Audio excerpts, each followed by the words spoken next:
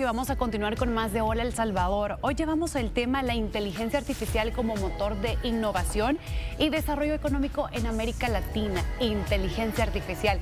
Y saben que la inteligencia artificial es el término más buscado por Google y que de hecho arroja 1.000 millones de respuestas. Pero para conocer un poquito más cuál es el impacto en América Latina, tenemos a Adriana Angarita. Ella es CEO de Seneca Lab. Bienvenida, qué gusto que nos pueda acompañar, Adriana. Muchísimas gracias a ustedes por permitirme estar acá.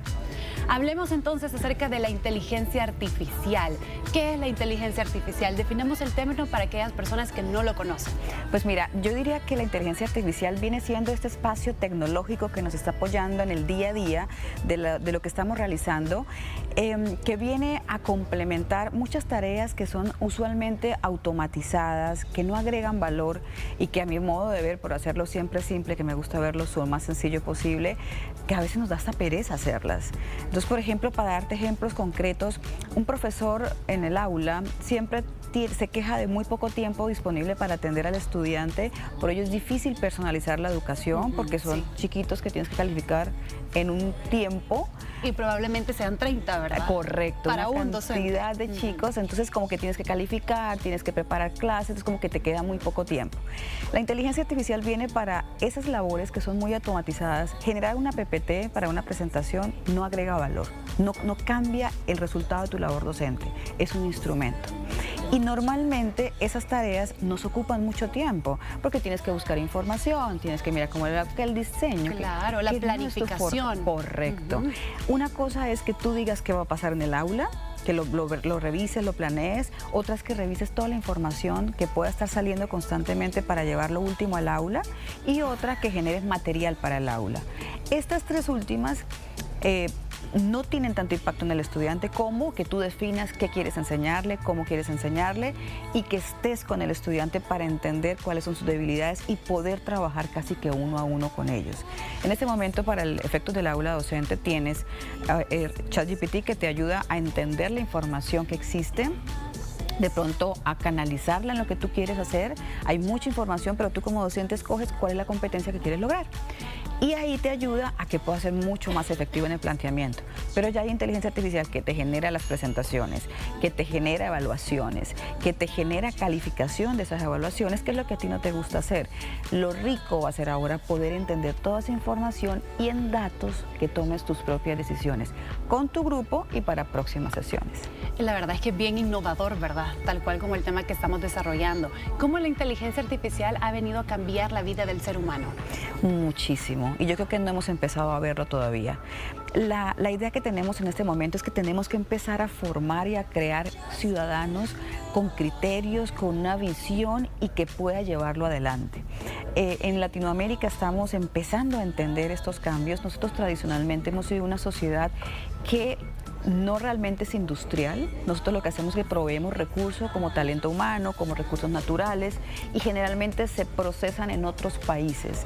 Es decir, estamos muy vulnerables a que todas esas labores que tradicionalmente conocemos sean las reemplazadas. Todos los aportes que nosotros tenemos como profesiones tengan un cambio importante en cómo se ejecutan.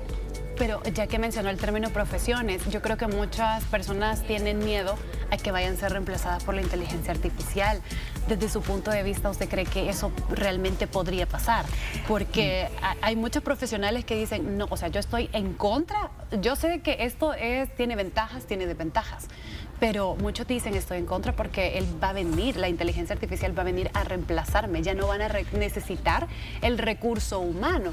Y yo lo puedo mencionar como presentadora que he visto noticias de que han creado con inteligencia artificial a una presentadora que da noticias. Entonces ya no van a necesitar el recurso humano, sino que lo van a crear todo por programación. Correcto, y es un temor válido, es un temor entendible, pero lo que sí tenemos que entender es que es una realidad.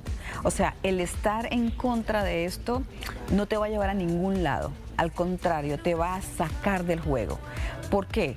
Muchas profesiones van a estar cambiando, van a ser temas donde va a cambiar la misma forma como se ejerce la profesión y como el caso que explicaba el docente, te contribuye a tu objetivo final. Entonces, cambia cómo definimos la profesión, cómo la pensamos, qué es lo que yo agrego valor. Ese repensar tiene que estar muy de quien la ejecuta, porque la conoce. Hay elementos que la experiencia, que el carisma, para poner el tema de la presentadora, el carisma, son innegables. En este rol de la presentadora, para seguir con tu ejemplo, hay muchas personas que prefieren ver a una presentadora sobre otras porque sienten que es más directa, porque se sienten conectados. Todo lo que tiene que ver con el ser humano empieza a tener un valor mucho más importante. Y es aquí donde, según el World Economic Forum, 170 millones de profesiones van a ser reemplazadas. 170. Y entre esos números tan grandes que son proyecciones, todo está por definirse, porque todavía no tenemos tanta claridad del impacto. Lo que sí es cierto es que asistentes, call centers, este tipo de labores van a desaparecer porque son labores automatizadas que no agregan valor. Van a quedar fracciones de las labores donde se agrega valor. Entonces, por ejemplo, es muy diferente y eso hay que pensarlo, no es que si son buenos o malos o el que toma la decisión es mala persona o solamente piensa en negocio. Pensemos algo, si estás tú al frente de un ejercicio tuyo, de tu casa, de tu vida propia, pero ves que algo lo hace mucho más eficiente que lo que tú lo haces, tú cambias, porque ¿para qué voy a hacerlo si lo hago más lento, peor, me equivoco? Y esto me lo entrega súper hecho. Entonces es el criterio que se tiene al tomar esas decisiones, no es que seamos buenos o malos, pero lo que sí es cierto es que más allá de las profesiones que se van a reemplazar los trabajadores que no usen inteligencia artificial. Ok, entonces hay que saber adaptarnos, ¿verdad? Así como todo, yo creo que hay generaciones, por ejemplo, los baby boomers, ellos tuvieron que aprender a la tecnología. Correcto. Creo que los millennials al menos hemos tenido que adaptar a esto, ya todas estas generaciones ya van a crecer con eso y va a ser un poquito más sencillo para ellos. Correcto. Ahora, cambiando de tema, vámonos por el lado económico. ¿Cuál va a ser el impacto o cuál es ya el impacto de la inteligencia artificial en la economía? Pues mira, esto va a cambiar sustancialmente porque estamos enfrentados a otras economías que son muy fuertes en el manejo de la inteligencia. Nosotros en Latinoamérica usualmente no tenemos la profundización del uso de los datos. Nuestros países todavía toman decisiones no basadas en evidencia. Y esto es lo que va a cambiar la economía en el mundo y sobre todo cuáles mercados se van a adaptar más rápido que otros. Tradicionalmente, y también me gusta ponerlo simple, todo lo que tú hagas en el levantamiento de datos en papel está mal. Ya, para que no pensemos si es... No, está mal. ¿Por qué? Porque no lo vas a poder revisar, no lo vas a poder contabilizar, tienes que pasarlo a una computadora. Entonces, si lo vas a pasar a una computadora, ya es ineficiente. Entonces, tómalo, ya tenemos el celular, formularios, toda información que cualquiera que me esté escuchando en su empresa, en lo que sea, tiene que recoger información para alguna razón, tómelo de forma digital. La parte física, la escritura, y esto tiene elementos importantes neurocerebrales que son, por ejemplo, la recordación. Es muy importante cuando tú la escribes, se te graba de una forma diferente en el cerebro, pero es muy diferente al manejo de datos. Ahí está el secreto del futuro, los datos y el uso que tengamos de ellos. Sí, ahora es tan fácil agarrar el celular y si yo tengo un texto, o sea, solo le tomo una foto y el mismo celular te tira como que abre un icono en el cual tú le das clic y eso lo puedes copiar ya y pasarlo a tu celular. O sea, realmente es bien fácil y es de familiarizarse con todo esto. Y sacar la el provecho. inteligencia, sacar el provecho, exactamente, e innovar, como decía usted. La inteligencia artificial podría crearnos como tal vez no solucionarnos los problemas, pero me refiero a ya cuando ya se reúna la cumbre G9 o algo así, ¿cree usted que podría a través de la inteligencia artificial crear como un modelo económico sostenible? Sí, yo creo que sí, yo pienso que vamos a tener muchos cambios, vamos a tener por supuesto personas que van a estar moviéndose de los trabajos, porque sin duda si yo tengo 3 personas que hacen un trabajo que me cuesta un valor, pero la inteligencia artificial me lo hace sin errores, en menos tiempo y por supuesto con un menor valor, pues los empresarios van a empezar a tomar decisiones de eficiencia y los gobiernos eventualmente también. Entonces esa transición decisión va a significar un momentum de desempleabilidad, un poco de generación de pobreza, que va a tener que ser evaluado en estos espacios de cumbres, y los países que sean más ágiles en esos cambios, y aquí viene un desafío para nuestros países en materia regulatoria, el tema de, por ejemplo, el trabajo. Se está moviendo que muchas personas trabajen remotamente y que tengan unas condiciones diferentes de trabajo, porque la inteligencia artificial está cambiando la forma en que se requieren. Entonces quizás aportan más desde una analítica y no desde 8 horas sentado en una empresa. Entonces, la flexibilidad que tengamos para reconfigurar las reglas que tenemos establecidas, por supuesto con el cuidado del bien común, va a depender de qué tan rápido avancemos en materia de competitividad para nuestras propias economías.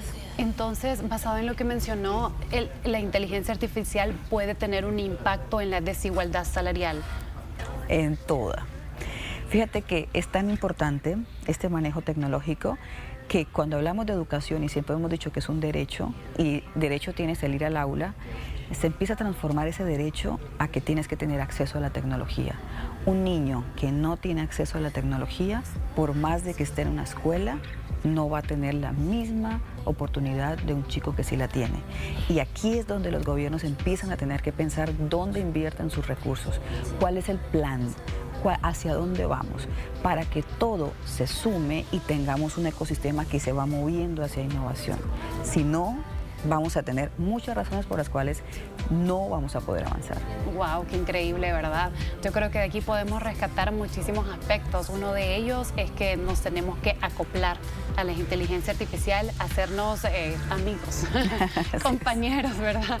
Aliados para no ser desplazados. Y bueno, si somos desplazados, ver en qué otras cosas, ¿verdad? Podemos funcionar. Y con esto del modelo económico, o sea, asusta muchísimo el saber de que va a venir a reemplazar a 170, hablábamos profesiones, 170 millones de profesiones, o sea, realmente asusta porque no sabemos en el futuro cuáles van a ser, aunque sí ya tienen como como una proyección de cuáles son, pero realmente asusta cuáles profesiones van a desaparecer, se van a crear nuevas profesiones, por supuesto, habrá necesidad, o sea, definitivamente todo va a cambiar. El mundo va a cambiar, ya está cambiando y creo que lo estamos viendo. De acuerdo. Para ir finalizando, ¿cuál sería la conclusión de este tema? Pues mira, creo que hay un momentum espectacular. Mi forma de verlo siempre es positiva, porque es un cambio y el cambio siempre trae cosas que nos hace reflexionar sobre las que hemos hecho todo el tiempo. ¿Funciona esto? ¿No funciona? Es el momento de repensarlo. Pero por supuesto, esto significa también un remesón.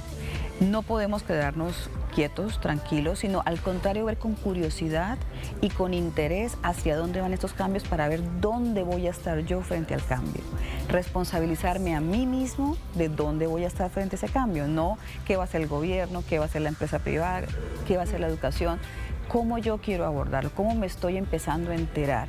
Hay muchas formas y ya hay herramientas para mantenerme enterado de hacia dónde va y empezar a reconfigurar mi rol en ese espacio donde voy a estarme moviendo.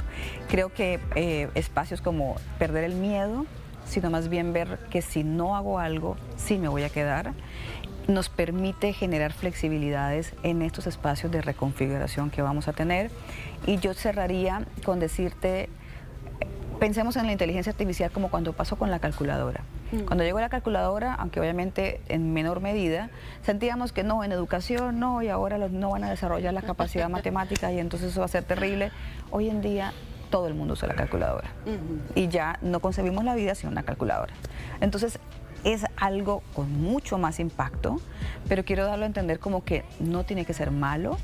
Vamos a estar encontrando rutas también de cuidado, o sea, a medida que la vayamos explorando, y por eso es tan importante que lo hagamos nosotros, porque si no, otros lo van a hacer y nos van a decir cómo hay que interactuar con ella. Y vamos a estar dispuestos y disponibles y vulnerables a otros. Entenderlo, empezar a estudiarlo, ir viendo oportunidades de tener también tiempos y controles, plantearlos y avanzar. Qué interesante, qué buena conclusión. Adriana, le queremos agradecer por su tiempo, muchas gracias por habernos acompañado y por desarrollar este tema de la inteligencia artificial. Hay que verla como un aliado, tal cual como dice Adriana. Muchísimas gracias. A ustedes, un placer estar acá. Así nosotros vamos a continuar con más de Hola.